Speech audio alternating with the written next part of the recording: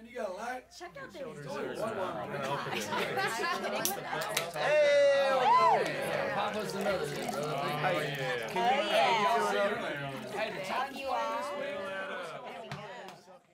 YouTube sensation, blogger, and comedian Hannah Hart is on the line. Good morning, Hannah. Good morning, everybody.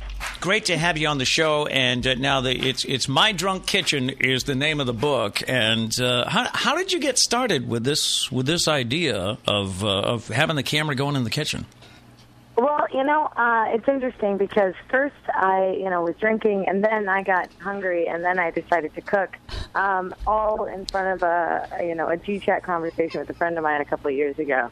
And then I spliced it all together and put it into a video and then put it up on the internet.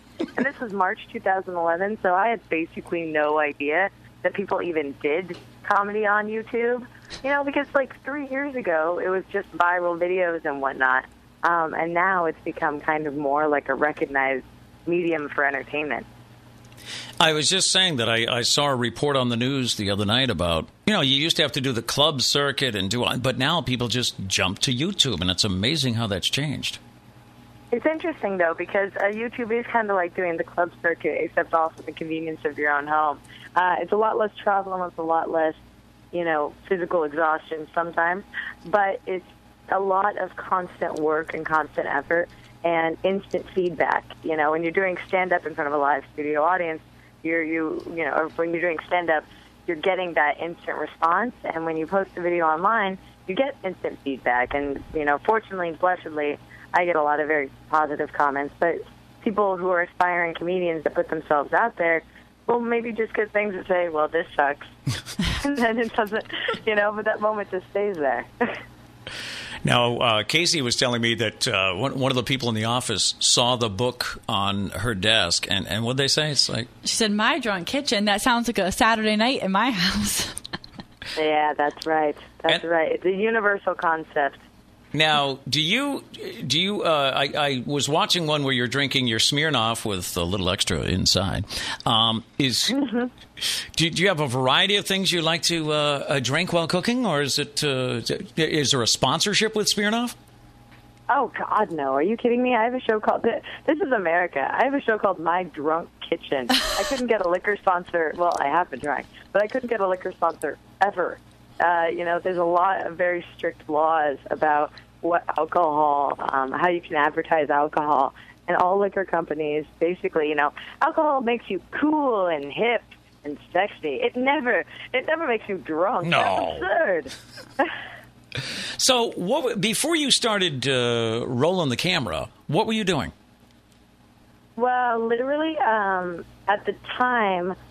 So what I was doing at that point in my life is that I was a translator. I was proofreading at a translation firm. I had just moved from San Francisco to New York, and I was working part-time on nights and weekends, translating Japanese and English.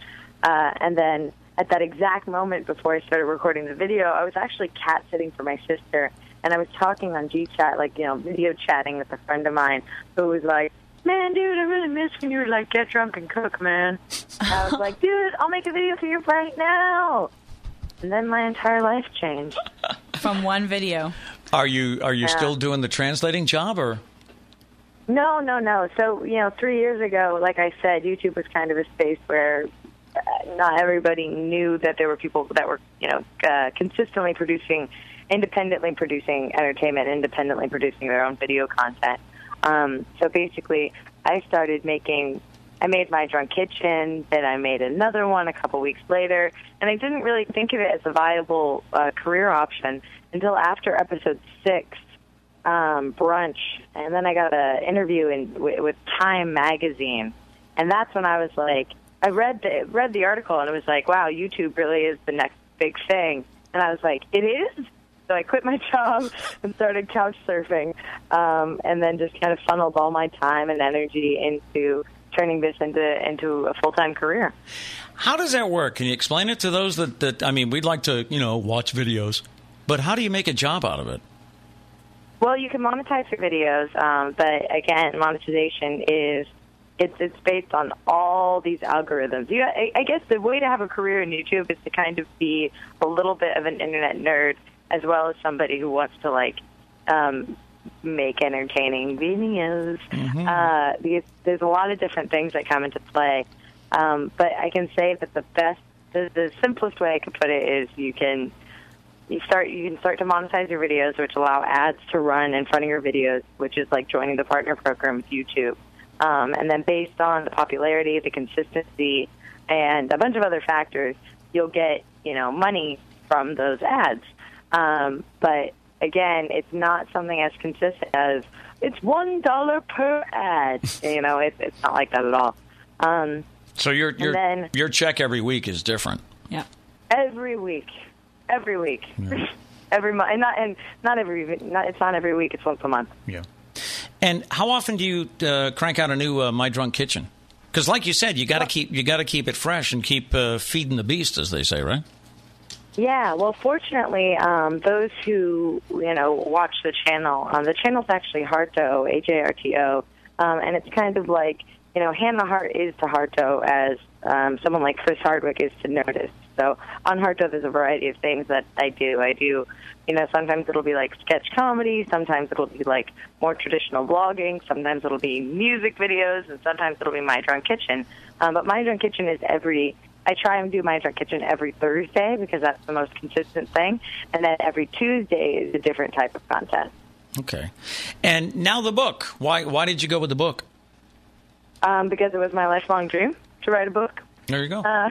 Having a career in entertainment people that pursue entertainment in their life are very brave, and they put themselves out for disappointment and judgment and, just this constant work. But I was never that brave, so that's why I studied translation. That's why I went to college and chose a very different pragmatic life path. Because I was too chicken to go after my dream. And then when My Drunk Kitchen happened and I started to get all this feedback and all this response, and it was part of a world that was like both private and public, I decided to go after it and see how much I could seize that open door with the hope of maybe one day doing something, I don't know, like writing a book. And now that moment is here, and I'm just through the roof happy. And the book itself, just to explain it, because some people, it's what's in the book? So the book's like this. It's broken into 4 parts. Each part begins with like a personal narrative essay. The first is Kitchen Basics, talks about childhood, the ingredients of life that you're given to kind of make your recipes. The second one is Adult Lessons, which is like the lessons throughout your amateur adulthood, which I believe begin at 20 and end at 60. Then the third part is about love, and the fourth part is about family and the holidays. And all the recipes therein are kind of fitting to whatever part the section they're in. So you can flip open to a random page, read it, or you can read it from cover to cover and follow the narrative thread. Cool. Hannah, I was looking through Facebook and everything this past week, and I saw that you had a video with Jenna Marbles, who is another great YouTube comedian, and I just wanted to know what you thought about working with her. Jenna's awesome. Jenna's one of the first people I met in the space, I guess, like 3 years ago. Yeah, we met at the first VidCon I ever went to. And, at the time, YouTube, I just had no idea anything about YouTube. And Jenna was one of the first people to be like, no, dude, you have to post once a week. That's how you do it. You say, I post on Thursday. Come back next Thursday. Subscribe. And I was like, oh.